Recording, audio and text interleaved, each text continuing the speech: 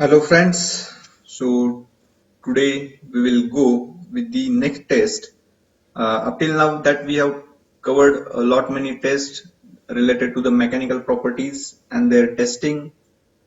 So whatever may be the test we are going to conduct, the main purpose of that particular test is to analyze the property of that particular material.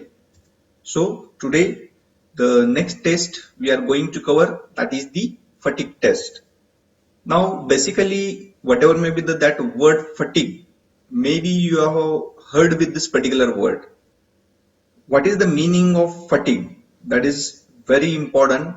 So basically why those particular failure is occurred, that we will just go with that some sort of that examples. So basically it has been recognized that a metal subjected to a repetitive or fluctuating stress will fail at a stress much lower than the required to cause a failure on a single application of load. Failures occurring under conditions of dynamic loading are called fatigue. Now, this is very simple definition of the fatigue. So, metal subjected to a repetitive or fluctuating stress. So, this word is very much important.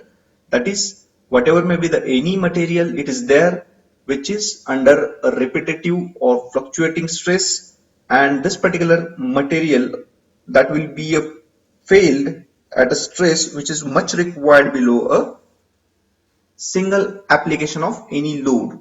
So this particular dynamic loading are called as a fatigue. Now I will just give you one example of that particular fatigue. Now we are all aware about when we want to cut a wire. So basically if we'll pull that particular wire, it is very difficult to cut that particular wire. But what we are exactly doing to cut that particular wire, we are just applying the repetitive load. That is, either we are just at the one end we are bending it, and again at the opposite end we are again going to bend it. So this is a repetitive loading that we are going to apply on that particular wire, so we can be able to cut that particular wire with that particular load. So even we are putting a heavy load and we are stretching it, it is very difficult to cut that wire. But only we are when doing it bending and unbending of that particular wire, after 5-6 trials, that particular wire has been cut down. So this is a fatigue loading. So fatigue is an instantaneous time dependent type of a failure which can occur without any obvious warning. So this is very much important. So whatever may be the remaining failures are there, those kind of that failures are giving some sort of that warning. But in case of fatigue, we are not getting any initiate warning. So this is not a time dependent type of the failure. Suddenly those kind of that failures maybe gets occurred. So it is believed that almost 95% of the mechanical failures can be attributed to a fatigue. So whatever may be the failures of the any mechanical component are there, so the fatigue is the main cause of the failure of that particular component. So there are the three stages in the fatigue. So first is the crack initiation, second is the crack propagation, and finally the fracture. So what is the meaning of crack initiation? So basically in any kind of that particular metal, the crack formation has been started. So very minor cracks has been developed. So which is very minor. We can say hair cracks also for them. So those hair cracks in the latter stages, when that repetitive loading is going on, so that has been gets expanded, that is called as a crack propagation. And finally the sudden fracture maybe gets occurred in that particular component. So basically the failure always being the brittle fracture, regardless it is a ductile or brittle material. So whatever may be the failure, it will be there. So it will be always a brittle fracture. So even though that particular material, it may be a ductile, or particular material, it may be a brittle. So whatever may be the failure is there, that fracture is there, it is in the brittle in nature. So mostly the fatigue failure occurs at a stress best below the static elastic strength of the material. So this is the example. So what I have said about that particular pin or any kind of that wire, here we can be able to see this particular pin of which is of agriculture equipment. It has been failed because of that fatigue, and this is a failure of that bolt that has been again having the fatigue failure. So basically for the crank spider arm, here we can be able to see that this is the failure and this is this particular failure here. Another view, it is there. So this particular failure is happen because of some sort of that initial crack generations was there, and when this particular spider is goes on continuously loading conditions, it has been gets failed due to the fatigue. So this long-term fatigue crack in a high-quality component took a considerable time to nucleate from machining mark between the spider arm on this particularly highly stressed surface. So whatever may be this is very precise component, and it may took a long time to develop. So these are the terms which is related to the fatigue. So first is the fatigue life. So it is total number of cycles are required to bring about the final fracture in the specimen at a given stress. So what is the meaning of fatigue life? So it is the total number of cycles are required to bring about the final fracture. So how many cycles it will be took? That is nothing but the fatigue life. Suppose thousands of cycle, 2000s of cycle, means suppose whatever maybe I have given the example of that particular wire. If suppose we are doing 200 times it's bending, unbending, that is the repetitive loading. So that 200, it indicates that the life of that particular material. So what is the meaning of fatigue strain? So it is the stress at which a material can withstand repeatedly number of cycles before failure. So it may be a fatigue strain, that is the stress at which a material can withstand repeatedly n number of cycles. So this will be a fatigue strain, and the endurance limit, it is the very important term related to the fatigue. So endurance limit in the sense what? It is a stress below which a material will not fail for any number of cycles. So this is the endurance limit. So in that case, it should not, it is the uppermost limit. So below that, that particular material should not be fail, or that it can be able to perform that much number of cycles. So similarly, suppose any for bulb, it has been given a thousands of minute, 2000s of minute, that has to be ignite. So that 1000, 2000, that is like its limit. So similarly, that fatigue, that endurance limit, that is nothing but the stress below which a material will not be fail. So at any case, it will not be fail. That is the endurance limit, which is very important term as far as that fatigue is concerned. Okay. So the objective of fatigue testing is generally to determine the fatigue life and the location of danger point. That is the location of failure of the specimen subjected to a sequential stress amplitude. Whatever may be the sequential stress amplitude, it is there. So we need to first of all we have to find how much its fatigue life, and second, that is the location of its danger point.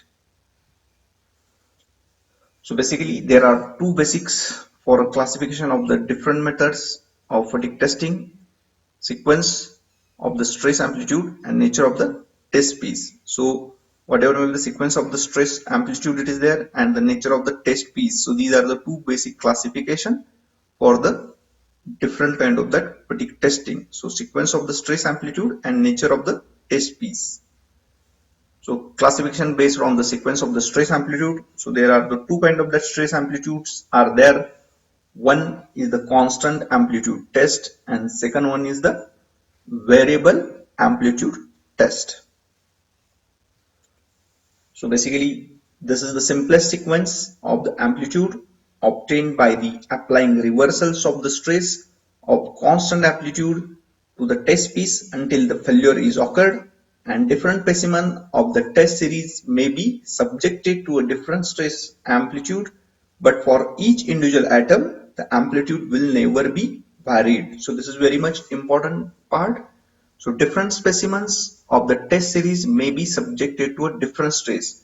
That is, whatever may be the test series is there, so it may be having the different kind of that stress amplitude, but for each individual atom, the amplitude will never be varied. It is very much important. That is the called as a constant amplitude test. So in that particular test, that stress amplitude may be varied, but whatever may be the amplitude it is there, that will not be varied, whatever may the amplitude. So amplitude will be constant in this particular test.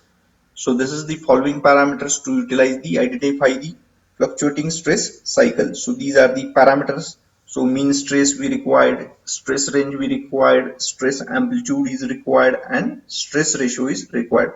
So this is just a general phenomena I am giving. This is not much related. So this is the cyclic loading parameters are there.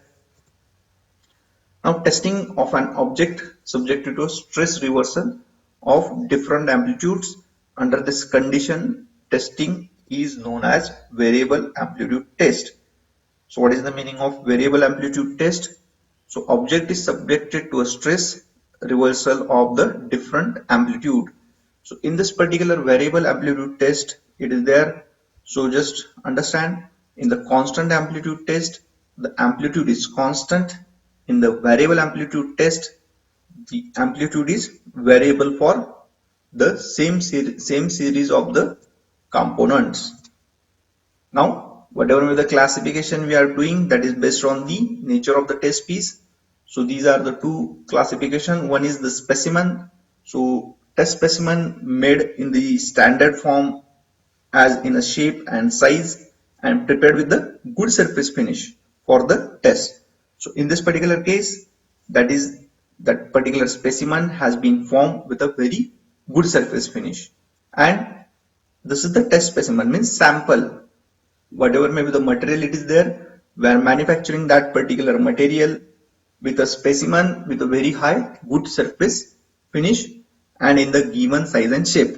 And component, so basically component, that is the realistic particular part or that machine part or actual structure, so that we are going to take for the fatigue testing. Means for example, whatever may be the shown over here, this is the component we can be able to say, and this is the realistic part, and whatever may the material we have used, through that material we have to manufacture a sample specimen which is having the very high surface finish. So this is, that will be the specimen of this particular material. So this is the difference between the specimen and the actual components. So this is the fatigue testing specimens.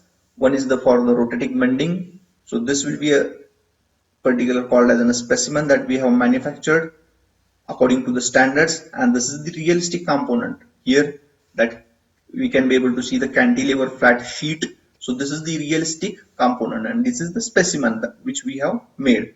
So these are the some sort of that specimens according to the standard we have manufactured, but these are the actual some sort of that components. Okay, so this is the only the difference.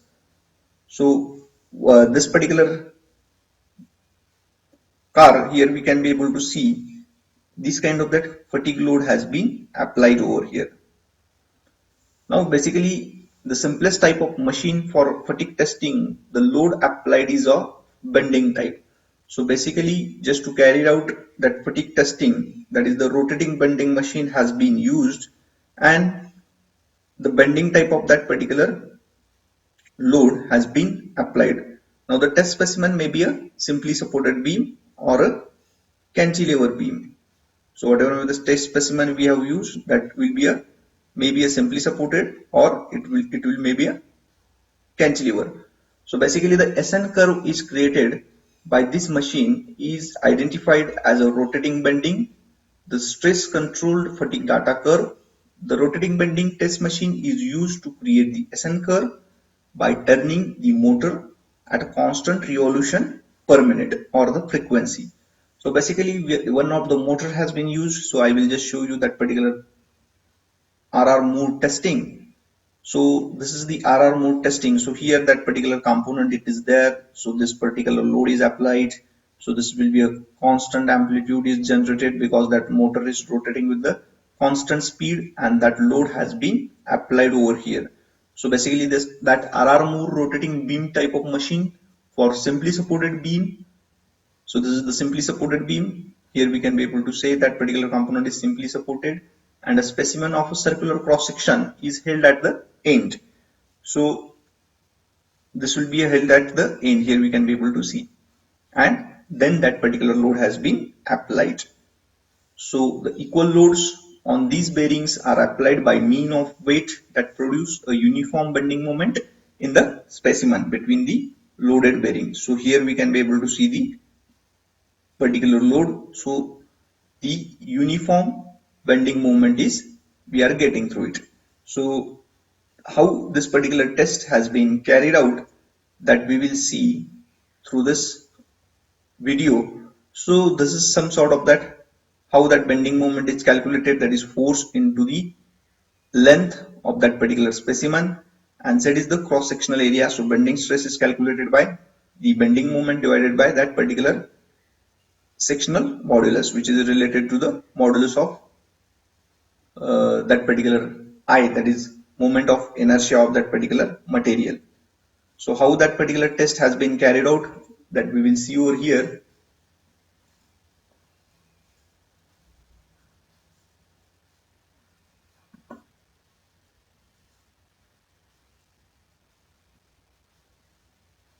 So basically this is the component. So this is, we can be able to see this is the specimen actually. So this is not the component, this is the specimen which has been manufactured according to the required standards. So now this is the machine. Here we can be able to see these are the two bearings. Here that motor is, it is there. So now that component is loaded for that particular fatigue test. Now the constant rotational moments will be applied. So this is the repetitive loading.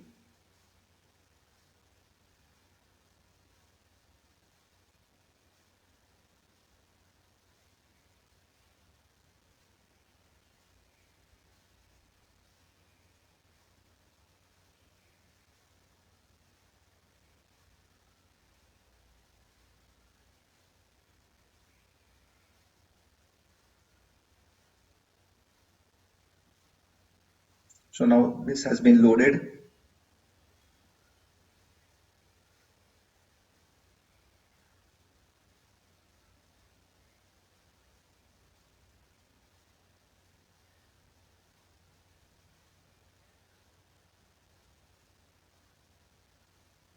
Now that load has been applied.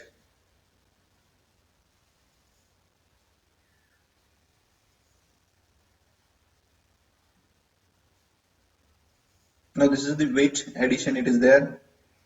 So they are going to add the weight over there. Means here that already weight it is there. They are just setting the how much weight has to be applied.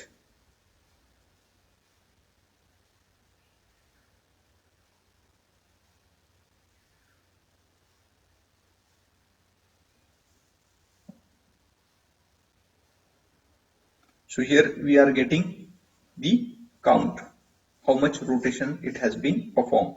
So automatically we are getting that particular rotations.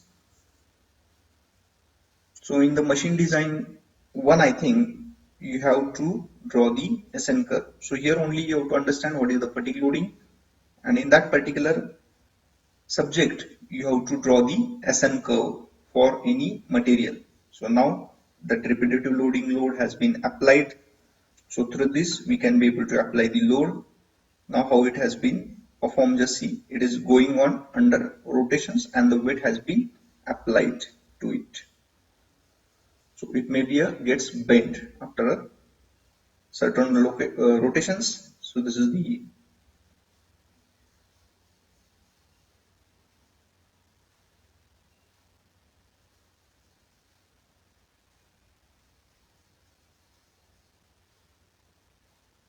So in this way, the fatigue testing has been carried out. So the minor any cracks maybe gets generated. So I think you have just understood how that fatigue testing has been carried out and what is the meaning of fatigue testing. So thank you very much for the patience listening.